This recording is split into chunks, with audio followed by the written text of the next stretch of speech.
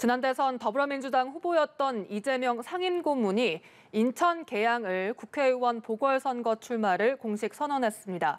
이런 가운데 윤석열 정부 출범이 코앞으로 다가왔지만 인사청문 보고서 채택은 지지부진한 상황인데요. 두 분과 정치권 소식 짚어보겠습니다. 한상희 가천대학교 부교수 이종근 시사평론가 모셨습니다. 어서 오십시오. 안녕하세요. 네. 오늘 주말입니다만 정치권은 바쁘게 움직였습니다. 이재명 고문, 안철수 위원장 나란히 보궐선거 출마를 공식 선언했는데요. 먼저 이재명 고문 오늘 오전 계양산 야외 공연장에서 보궐선거 출마를 공식 선언했습니다. 출마 해변 어떻게 들으셨습니까? 말은 길게 했지만 핵심은 그거죠. 전매에 나서서 이번 지방선거 내가 책임지겠다 라고 이제 승부수를 던진 걸로 봤습니다.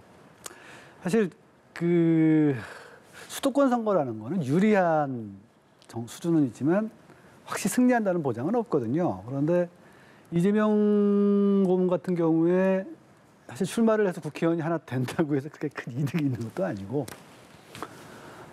지면은 엄청난 타격이 크거든요. 그래서 별로 본인도 그랬고 주변에서도 나오는 것에 대해서 별로 찬성하지 않았다고 들었어요. 오늘도 아마 오늘 얘기에서도 이제 그 얘기를 했던 걸로 기억을 하는데요. 네. 다만 두 가지를 좀 봐야 되는데 우선 좀 밀어낸 요소가 있습니다. 이 이재명 고문이 나오도록 밀어낸 요소들은 하나는 그 지금 윤석열 당선인 인수위 부분이 잘 잘하고 있지는 않아요. 잘하고 있다라고 사람들이 얘기하지는 않아요. 요새 여러 가지 여론조사에서 보면은 생각보다 지지율이 좀 낮죠. 뭐 그런 부분이 있고 또 개인적인 부분에서도 그 김건희 여사가 선거 때 했던 얘기처럼 경찰이 다 알아서 하는 것처럼 개인에 대한 어떤 수사 이런 것도 좀 좁혀오는 부분이 좀 있고 이런 요인은 이제 밀어내는 요인이라고 한다면 잡아당기는 요인도 있습니다. 하나는 그 원래 이런 대선 끝난 다음에 지방선거 어떤 선거를 치르든 간에 여당 그 당선자 정당, 지금 국민의힘이 되게 유리해요. 승부를 장담할 수가 없는데 지금 민주당이 특별히 그 싸워서 좀 유리한 지점이 좀 없습니다. 그러니까 선거를 끌고 나가는 사람이 좀 없어요. 그러다 보니까 인천의 국회의원들이 나와서 뭐 인천시 같은 경우에 원래 박남춘 시장이 되게 유리할 거라고 봤는데 지금 그렇지가 않거든요. 그러니까 나와줬으면 좋겠다. 끌어당기고 한마디로 민주당의 구심점이 없는 것이 이재명 후보를 잡아당기는 요인, 그러니까 이재명 고문을 잡아당기는 요인이라고 봐야겠죠. 이런 두 가지 요인들을 겹치면서 이재명 고문이 오늘 별로 출마하고 싶지는 않았으나 출마할 수밖에 없다. 그리고 이제 이미 출마를 했기 때문에 한 상황에서는 내가 책임을 지고 지방선거를 치르겠다. 이런 게 뜻을 밝혔다라고 봅니다. 네, 이재명 상임고문도 오늘 기자회견에서 이러한 점을 상당히 의식한 듯이 책임을 11번 강조하면서 당의 부름을 받은 것이다. 선당 후사의 정신을 강조를 했거든요. 국민의힘에서는 방탄용 출마가 아니냐 이런 비판을 약간 의식한 듯도 보입니다. 네.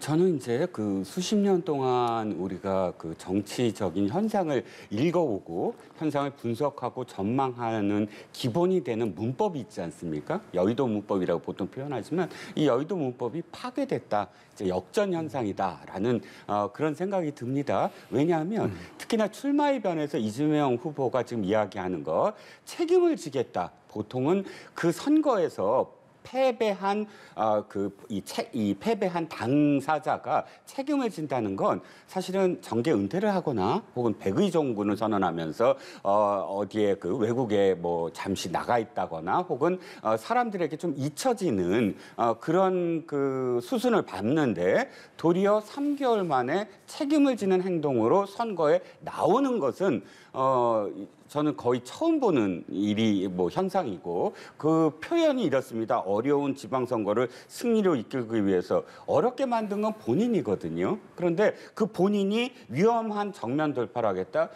계양을 선거는 위험하지 않아요. 지금은 지방선거가 주인이 되는 그런 선거여야 돼요. 지방선거는 풀뿌리 민주주의잖아요. 각 지역별로 이슈가 나와야 되고 그 이슈들을 각 지역민들이 어떻게 생각하느냐, 어떻게 받아들이느냐라는 그런 선거가 돼야 되는데 보궐선거는 주인공이 될 수 없어요. 그러니까 지방선거에 나오는 국회의원들 몇몇 때문에 이루어지는 보궐선거잖아요. 근데 자신이 지방선거에 뛰어드는 것도 아니고 보궐선거 2년 임기의 보궐선거에 가면서 마치 자신이 주인공으로 나서서 모든 어려운 지방선거를 다 해결해 주겠다라고 나서는 것 제가 이해가 안 가는 거예요. 지방선거 나선 것도 아니시잖아요. 그리고 개항을 너무 쉬워요. 지금 8.8% 이번 그 이재명 후보와 그다음에 또 지금 윤석열 후보가 붙어서 그 14만 명밖에 안 되는 그 유권자들이 있는 속에서 지금 이 민주당이 5선 이상 했던 그런 지역구에 8.8%를 이긴 곳 거의 다 뻔하게 이긴 곳을 가갖고 위험한 정면 돌파를 하겠다라고 말씀하시는 것도 이해가 안 가고요. 결론적으로 말씀드려서 정치학자 샤츠 슈나이더가 이렇게 표현을 했어요. 선거에 패배한 정당이 두 가지 길이 있는데 하나는 선거에 지지 않았다고 주장하는 강경파에 이끌려서 점점 더 소수당으로 전락하는 길과 또 한 가지 길은 완전히 개혁을 해서 새로운 어떤 그런 유권자들을 창출해내서 당장은 어렵겠지만 중장기적으로 다시 일어서는 길. 이 두 가지 길 중에 지금 민주당은 첫 번째 길, 즉 강경파 소수 지지자들의 포위돼서 지지자들의 그 외침에만 이렇게 이 반응하는 그런 정당으로 점점 더 나락으로 가는 길이 아니냐. 걱정되는 건 지금 5년 전에 한나라당, 새누리당의 전철을 밟을까 봐 걱정됩니다. 그러니까 4번의 큰 선거를 패배한 건 계속 이 선거 패배를 받아들이지 않고 강경파에 휘둘렸기 때문이거든요. 지금 그 길을 지금 첫 번째로 밟고 있는 게 아닌가 싶습니다. 이재명 고문 인천 계양을에 출마한 동시에 선대위 총괄 상임 선대위원장도 맡습니다. 따라서 지방선거 승패 결과에 따라 앞으로 이 고문의 행보에도 영향을 미칠 텐데 계양을 출마가 독이 될까요? 득이 될까요? 우선 뭐 잠깐 우리 이 선생님 말씀 맞는 말씀이신데 저는 아까 푸시와 풀 미는 요인과 잡아당긴 요인을 말씀을 드렸듯이 사실은 윤석열 당선자가 잘했으면 나오기가 굉장히 어려웠을 거예요. 계양을이 아무리 지난 정확하게 이제 8.6% 이재명 후보가 대선 이긴 곳이라고 할지라도 이게 대부분 바로 선거에서 이긴 쪽이 기대를 받기 때문에 그 바로 직후에 이루어진 선거는 항상 어렵습니다. 특히 수도권이잖아요. 8% 정도는 금방 뒤집어질 수 있거든요. 그런데도 불구하고 나올 수 있었던 것은 지금 윤석열 당선자와 인수위가 보여준 모습이 어떤 의제나 이런 걸 끌어가는 모습이 하나도 없고 지속적으로 지금 좀 안 좋단 말이에요. 이런 상황에서 민주당을 이끌고 정면으로 붙겠다라고 나올 수 있는 공간을 열어줬다는 생각이 들어요. 그런 생각이 있고 뭐 득이냐 독이냐 이기면 득이고 지면 독이죠. 네. 그러니까 이렇게 볼 수 있잖아요. 어쨌든 총괄선대위원장이기 때문에 지방선거도 9개 정도로 선방하고 본인도 이기면은 민주당에서 이재명 후보의 지도력이 좀 확고해질 거라고 봅니다. 근데 만약에 지방선거는 좀 패배를 하고 본인이 이긴다면 책임론과 함께 좀 운신이 제약되겠죠. 지방선거도 이기지 못하고 만에 하나 계양을 해서도 진다? 정치 생명이 끝나는 겁니다. 이런 문제 때문에 사실은 나오는 것에 본인도 굉장히 주저했을 거라고 생각을 하고 주저한 것 같아요. 그런데도 나올 수밖에 없었던 것은 여러 가지 요인들이 있었겠죠. 네. 앞으로 이재명 고문 행보 어떻게 예상하세요? 이렇게 원내 입성한 후 당권에 도전할 것이다. 이런 시나리오도 유력하게 거론되고 있습니다. 그렇죠. 아마 고민을 했을 겁니다. 이번에 나오지 않더라도 8월 당권에 도전했을 건데 금배지를 달고 도전하느냐 안 달고 도전하느냐 원외냐 원내냐 이 차이가 있었던 것 같고요. 네.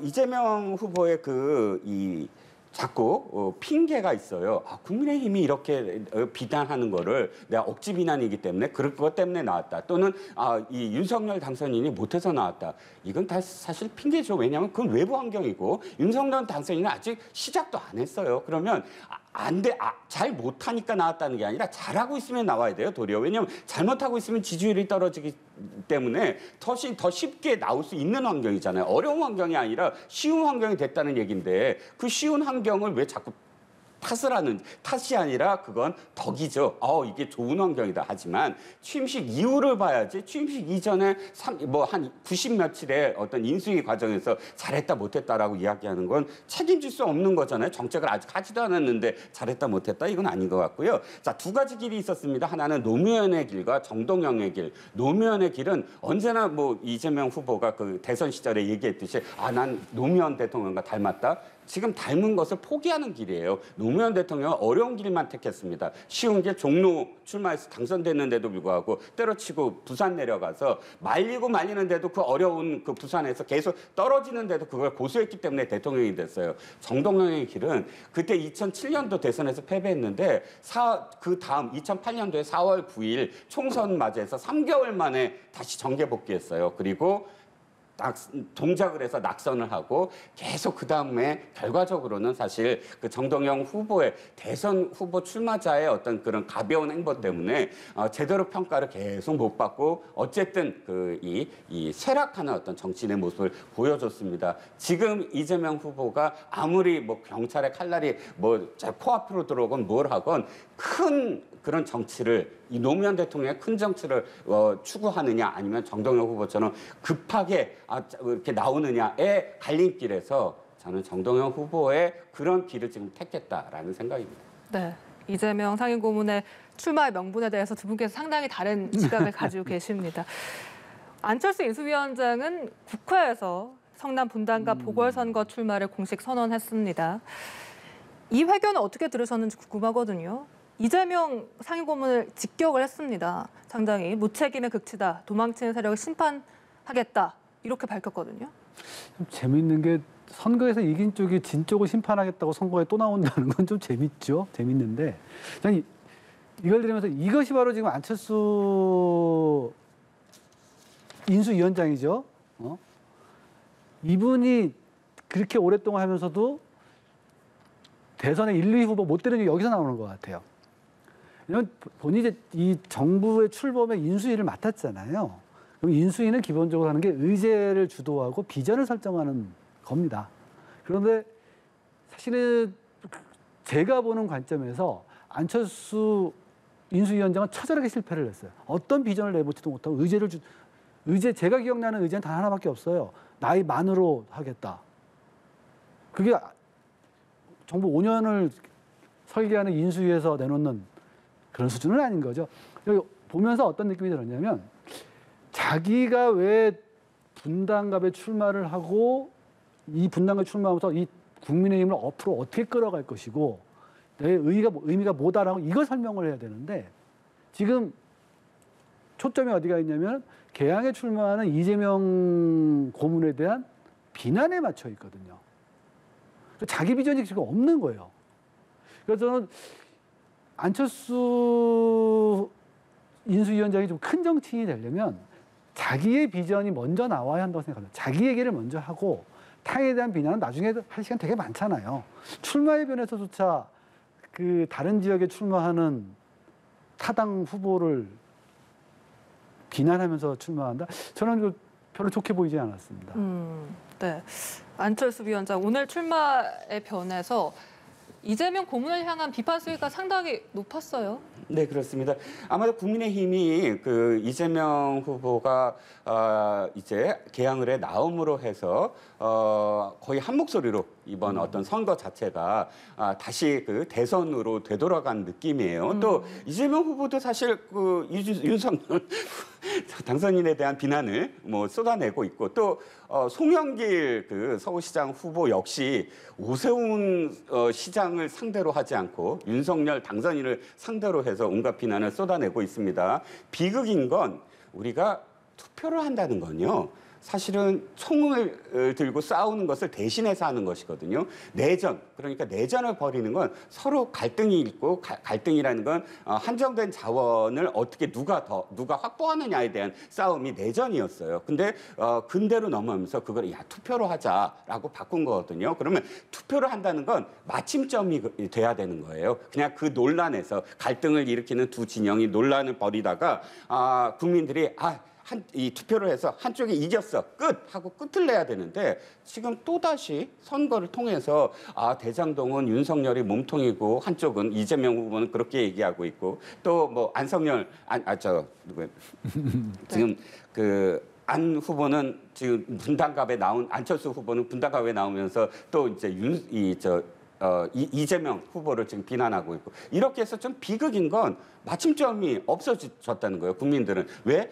전진을 해야 되잖아요. 한 걸음이라도 전진을 해서 또 다른 걸음 걷고 또 다른 걸음을 걷고 분당갑이 어떻고 또 계양을이 어떻고 경기도가 어떻고 서울이 어떻고 이런 이 정책적 이슈 플러스 그다음에 그것을 통한 어쨌든 이 풀뿌리 민주주의로 이 정당이 어떻게 지금 구현해내고 있느냐 이걸 봐야 되는데 대장동 몸통을 또다시 우리가 지금 똑같이 이렇게 얘기해야 되는 건 그건 비극입니다. 비극이고 저는 안철수 후보의 분당갑 출마도 그렇게 설득력 있어 보이지는 않습니다. 솔직히 이재명 후보나 안철수 후보나 두 분 다 아마도 당권을 어떻게 장악하느냐에 지금 비전이 그러니까 이 자신의 어떤 목표가 걸려 있고 그것을 위해서 금배지를 달아야 되느냐 말아야 되느냐 이렇게 사적인 어떤 그런 그 정치적인 이 욕심이 그러니까 선당 후사라는 이름으로 지금 좀 포장되는 게 아니냐. 지금 한 번 더 말씀드리면 이번 선거는 풀뿌리 민주주의에 좀 관심을 두게 만들어야 되는데 그것으로 사실 이렇게 이루어진 보궐선거의 초점이 이렇게 가려지게 만들어버리면 그럼 사실 풀뿌리 민주주의의 어떤 이 정당들이 가져가는 그런 어떤 목표, 비전 이런 것들이 없어 보이는 거예요, 도리어. 그러니까 비극이죠. 그리고 안철수 후보나 사실 이재명 후보나 저는 그렇게 떳떳해 보이지는 않습니다. 네, 6일 지방선거 보궐선거가 미니 대선급, 대선 연장전까지 커진 것에 대한 비판의 시각을 나타내 주셨습니다. 말씀하신 대로 안 위원장 앞으로 당권 도전할까요? 그것밖에 할 게 없어요. 그게 문제인데. 사실 안철수 후보라고 해야지 안철수 출마 선언을 했으니까 안철수 후보 같은 경우에 당에 뭐 특별히 지분이 있는 것도 아니고 또 그분이 여태까지 보여준 모습이 보면 어떤 한국의 보수 정치에 대한 특별한 비전이나 사명감이 있는 것 같지도 않고요. 다음 대통령 선거를 준비하고 싶은 건데 국민의힘에서 그러려면 워낙 당내 세가 작기 때문에 당대표를 해야만 하는 상황이에요. 하지 않고 만약에 당대표 선거 떨어진다거나 당대표를 하지 않고 조용히 한 명의 국회의원으로서 활동을 한다? 저는 다음 대선에서 완전 잊혀지는 사람이 되지 않을까 뭐 이런 생각이 들면서 반드시 나오려고 하는 것일 테고 글쎄요. 근데 국회의원이 되면 말씀하신 대로 좀 유리한 텐데 당대표 선거라는 게 당원과 국민 두 유권자를 상대로 하지 않습니까?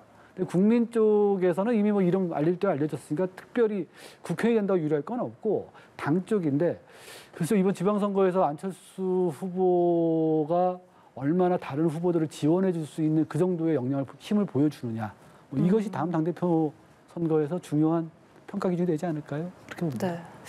이상인 고문과 안 위원장 모두 6일 지방선거의 성적표로 평가를 받을 것 같네요. 청문 전국 얘기도 해보겠습니다. 한덕수 국무총리 후보자 인준이 안개 속입니다. 민주당이 부적격 결정을 내린 가운데 윤 당선인 측은 총리 없는 내각이라도 꾸리겠다. 이런 정면 돌파 의지를 드러내고 있어서요. 앞으로 전국 어떻게 예상하십니까? 원래 새 정부가 출범을 할 때 국회가 여소야되면은 오래 걸려요. 뭐 김대중 정부 때 180일 걸린 거는 뭐 그대로 치고 문재인 정부 때도 150일 걸렸습니다. 첫 번째 조각이 끝나는데 150일 정도 걸렸던 걸 기억해요. 근데 박근혜 정부나 이명박 정부 같은 경우에는 당시 이제 다수당이니까 이명박 정부는 한 15일, 박근혜 정부는 한 30일 정도의 조각이 끝났던 것 같아요. 따라서 조각을 하려면 반드시 국회와의 타협이 필요합니다. 정치라는 건 기본적으로 민주정치라는 거는 서로 죽이겠다고 덤벼드는 게 아니라 아까 말씀하신 물리에 덤벼드는 게 아니라 타협을 통해서 어느 정도 서로 그냥 서로 받아들일 수 있는 수준을 가는 거거든요. 그런데 지금 저는 민주당은 조건을 내걸었다고 봐요. 총리를 임명해 줌으로써 동의해 줌으로써 출범하는데 해주겠다. 대신 그 아빠 찬스인 정호영 그 후보자 그리고 지금 이제 많이 불거졌죠. 지금 원래 법무부 장관이라는 게 이 공정을 얘기하는 법을 담당하는 사람인데 이게 검찰의 수장이 아니거든요. 그런데 지금 탈법 문제, 특히 요새 자녀 문제 자꾸 나오는데 글쎄요, 뭐 표절에 대필까지 얘기가 나왔는데 그런 의혹까지 나왔는데 이게 만약 사실이라면 사실 법을 담당하는 장관으로서는 부적절하다고 봐야겠죠. 왜냐면 본인이 그거를 봐줬어도 문제고 만약에 본인이 모르는 사이에 미성년자인 자녀가 혼자 한 거라면 뭐 이건 뭐 얘기하기 상상하기도 싫습니다. 어쨌든 그런 상황이기 때문에 민주당이 최소한 2명 정도를 낙마시켜주면은 총리를 해주겠다. 이 정도의 딜을 던진 거거든요. 어느 정도 저는 그렇게 봐요. 언행을 그렇게 읽고 있어요. 근데 지금 윤석열 당선자는 못하겠다라는 것인지 아니면은 그런 딜을 하더라도 어느 정도의 그러니까 타협을 하더라도 어느 정도의 그 자기 위치를 지키기 위해서 진짜 강하게 나가보는 건지 9일까지 지금 청문 그 보고서 재송부 요청을 했으니까요. 어느 쪽인지는 아직 잘 모르겠어요. 다만 이렇게는 말씀드리고 싶습니다. 150일씩 걸려가면서 첫 번째 조각을 마무리하는 거는 지금 이 상황에서는 굉장히 좀 무리라고 보고요. 좀 안 좋다고 보고 그리고 정치는 타협이다. 특히 국회 다수당과 반드시 행정부의 수장이에요. 국회와 타협을 해야 됩니다. 어느 정도 타협을 해야 한다라고 조언을 드리고 싶습니다. 네, 민주당에서는 낙마 연계론에 대해서 부인하고 있긴 합니다만 윤 당선인 측은 국회 이 정호영 보건복지부 장관 후보자 등 일부 장관 후보자들에 대한 인사청문 보고서 재송부를 요청을 했거든요. 네네. 임명 강행 수순으로 봐야 됩니까? 이게 사실 아까 교수님이 윤석열 당선인 탓을 하실 때 제가 비판을 했습니다만 저도 사실은 지금은 이걸 문재인 정부 탓으로 돌려야 될 것 같아요. 왜냐하면 사실은 그 이전에도 150일 뭐 묶어놓고 김종필 총리 서리를 진짜 뭐 굉장히 수개월 동안 뭐 묶어놓기도 하고 또 거꾸로 그러니까 MB 때는 또 그러니까 이명박 대통령이나 박근혜 정부 때도 초기에 물론 뭐 조각은 뭐 그 김종필 총리 서리 떼는 것보다는 일찍했습니다만 광우병으로 국정 마비가 수개월 동안 이어졌고 또 박근혜 정부 때도 마찬가지였습니다. 그런데 그럼에도 불구하고 문재인 정부 직전까지는 그럼에도 불구하고 인사청문회에 최소한의 어떤 타협의 여지, 협상의 여지를 계속 두었어요. 아까 그 이명박 대통령이나 혹은 박근혜 대통령 때 다수당이었거든요. 다수당인데도 불구하고 그렇게까지 막 강행하지 않았거든요. 그런데 문재인 정부 들어서서 거의 인사청문회를 마비시켰다고 할까요? 34명의 장관급 임명을 그냥 강행하고 또 더군다나 야당이 그렇게 정의당까지 반대하는 임무를 그대로 다 하면서도 문재인 대통령이 어떻게 표현했냐면 인사청문회 때 말이 많던 인사가 내가 이렇게 그 청문회 때 그 보고서 채택 안 했음에도 불구하고 이렇게 일을 시켜봤더니 일을 더 잘하더라. 이런 표현을 쓰면서 사실은 인사청문회에 반대하는 야당을 거의 조롱하듯이 그렇게 표현을 했던 것. 이런 관계들이 누적이 되면서 인사청문회에 어떤 뭐랄까요? 그 무용론을 지금 이렇게 야기시키지 않았습니까? 그리고 뭐라고 하셨죠? 도덕적인 부분만 사실 이렇게 너무 부각되는데 그건 비공개로 하자. 그리고 능력 있는 부분만 공개로 하자. 이걸 민주당과 그다음에 문재인 대통령이 먼저 앞서서 이야기해 왔습니다. 그러면 제가 보기에는 지금 윤석열 대통령 이제 이틀 후에 대통령이 됐는데 나중에 인사청문회 없이 강행을 하더라도 민주당이 지금 그것을 비판할 여지가 있을까요? 똑같이 문재인 대통령 한 표현 그대로 하면 윤석열 당선인이 나중에 일을 맡겨봅시다. 일을 맡겨봐서 문재인 대통령처럼 청문회 채택 안 돼서 그냥 내가 임명한 사람이 일을 잘하는지 안 잘하는지 한번 비교를 해봅시다. 라고 했을 때 저는 별로 그렇게 할 말이 없어 보여요. 그래서 이건 비극이다. 다시 얘기하지만 진영을 떠나서 인사청문회 제도부터 다시 만들자. 정권을 가진 사람이 더 나서서 야당이 이 다수당이더라도 협조를 하자. 왜냐하면 이렇게 진영이 바뀌고 정권이 바뀔 때마다 똑같은 얘기를 되풀이하는 비극이지 않습니까? 이건? 네. 내일 한동훈 법무부 장관 후보자에 대한 인사청문회 열립니다. 여야 강대강 대치의 정점이 될 것 같습니다.